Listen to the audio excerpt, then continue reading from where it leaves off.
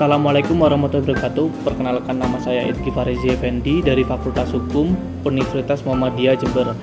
NIM 18101111038. Hukum kelembagaan negara mencakup Majelis Permusyawaratan Rakyat, Presiden, Wakil Presiden, DPR, Kementerian Negara, dan lain sebagainya.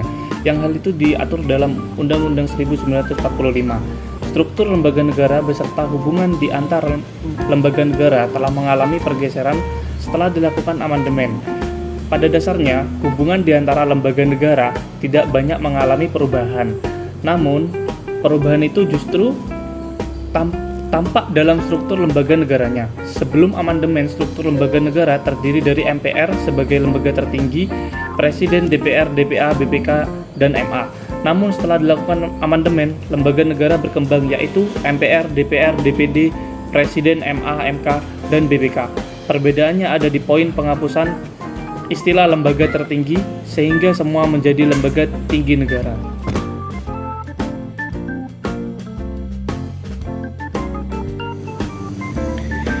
Distribution of power adalah pembagian kekuasaan, yang artinya lembaga negara satu dan lembaga negara lain memiliki koordinasi dan hubungan. Seperti contoh bahwa Indonesia adalah negara hukum, yang di dalamnya ada lembaga eksekutif, legislatif, dan yudikatif. Dalam hal tugas undang-undang dibentuk oleh badan legislatif, dilaksanakan oleh badan eksekutif, dan dipertahankan oleh lembaga yudikatif. Berbeda dengan istilah separation of power yang tidak ada hubungannya sama sekali antar lembaga negara. Separation of power berasal dari kata spirit yang artinya terpisah. Yang dianut di Indonesia adalah distribution of power.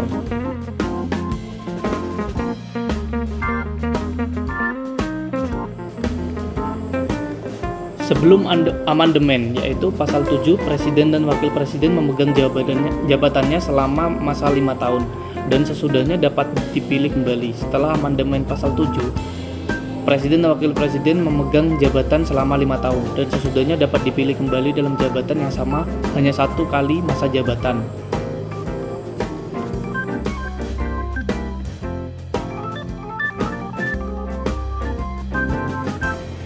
Jawaban yang A adalah MPR, DPR, DPD, Presiden dan Wakil Presiden, MA, MK, KY, Badan Pemeriksa Keuangan. Dan B adalah objek pengawasan DPD. Penyusunan peraturan pelaksanaan undang-undang seperti peraturan pemerintah, peraturan presiden, peraturan daerah, dan peraturan-peraturan turunannya. Sosialisasi peraturan perundang-undangan sampai dengan peraturan pelaksanaannya, dan pelaksanaan implementasi materi atau substansi dari peraturan perundang-undangan sampai dengan peraturan pelaksanaannya, baik yang bersifat internal bagi lembaga pemerintah maupun bersifat eksternal dalam pelayanan publik. Aspek pengawasan DPD yaitu pengawasan yuridis dan pengawasan sosiopolitik.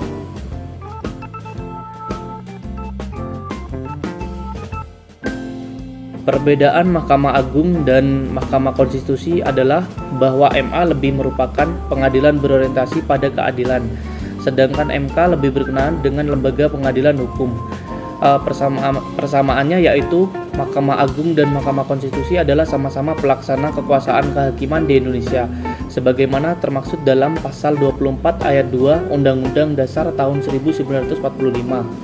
Dan Mahkamah Agung dan Mahkamah Konstitusi adalah sama-sama berkedudukan sebagai lembaga negara.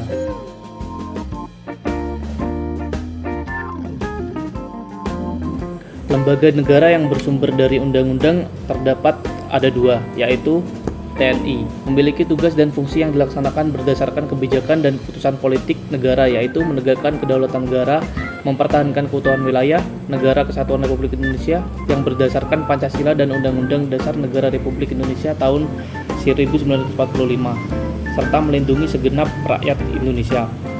Yang kedua, Kepolisian Negara Republik Indonesia, yaitu melaksanakan pengaturan, penjagaan, pengawalan, dan patroli terhadap kegiatan masyarakat dan pemerintah sesuai kebutuhan, dan menyelenggarakan segala kegiatan dalam menjamin keamanan, ketertiban, dan kelancaran lalu lintas di jalan, dan juga membina masyarakat untuk meningkatkan partisipasi masyarakat, kesadaran hukum masyarakat, serta ketaatan warga masyarakat terhadap hukum dan peraturan perundang-undangan. Lembaga negara yang kewenangannya dari Kepres atau keputusan Presiden yaitu One Team Press atau Dewan Pertimbangan Presiden adalah lembaga pemerintah non-struktural Indonesia yang bertugas memberikan nasihat dan pertimbangan kepada Presiden. Yang kedua adalah KPU, lembaga penyelenggara pemilu yang bersifat nasional, tetap dan mandiri dalam melaksanakan pemilu. Wilayah kerja KPU meliputi seluruh wilayah Negara Kesatuan Republik Indonesia.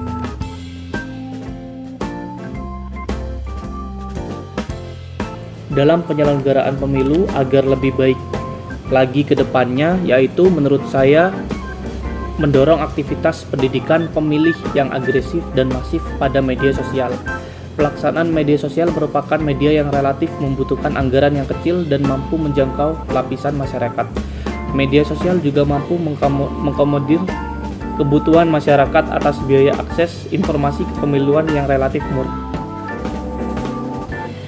Kesimpulan dari jawaban saya yaitu hukum kelembagaan negara mencakup rakyat, presiden, wakil presiden, DPR, dan lain sebagainya yang memiliki hubungan yang sangat penting bagi ketatanegaraan, pemerintah, dan juga masyarakat. Dan di samping itu terdapat pula lembaga atau institusi yang diatur kewenangannya dalam UUD, yaitu TNI, kepolisian, pemerintah daerah, dan partai politik.